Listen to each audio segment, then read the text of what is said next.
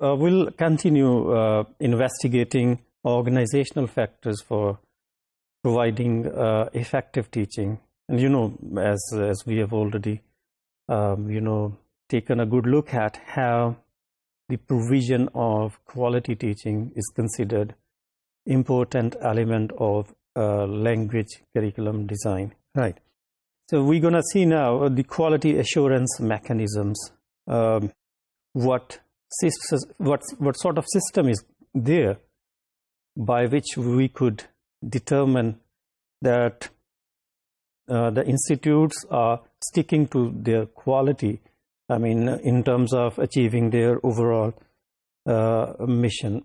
So does a school have a culture of, quality assurance or not? That's the issue we are going to examine in detail now. And much of the, in order to better understand quality assurance, we need to know about the parameters of sound language curriculum, which we have already discussed in the form of principles, format and presentation, monitoring and assessment, and needs analysis, environment analysis. Right. So quality of practices in a language institute, whether the staff, the teachers who are employed are the best quality teachers or not. And if the institute has employed, for example, some newly qualified teachers, what training, parameters are there for them to help improve their teaching proficiency, right? Is there any transparent system which could show, communication between administration and the teachers, and then whether the textbooks are reviewed in a systematic way or not, and what systems, what mechanism is there which could show us that the curriculum has, fair and transparent assessment system. I mean, the feedback system is clear, well articulated, and visible to all stakeholders.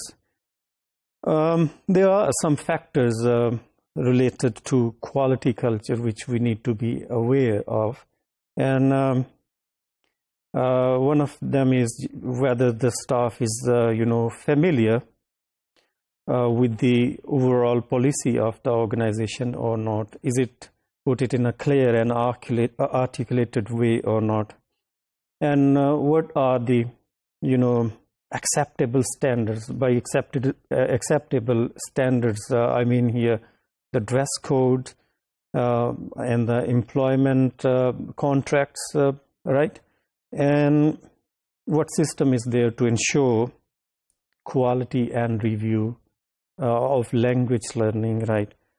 And is there, reward system? For example, the teachers doing well while their professional lives, whether they are rewarded or not. So these are some of the mechanisms. These are the which we need to be aware of while making decisions about the provision of quality teaching, right? And do the staff given some extra support? For example, is there some supporting staff to help them in terms of timetabling or in terms of doing some official, for example, typing help, right? So, the sound curriculum and flexible organizational framework, we need to be aware of, whether the courses meet the learners' changing needs or not. This is how we will come to know whether curriculum has a sound basis or not, whether it's flexible. I mean, as we have already discussed in detail, the most effective curriculum is that which accepts change and which helps its teachers to innovate and bring in some new, innovation, and which is very much, adaptable, right?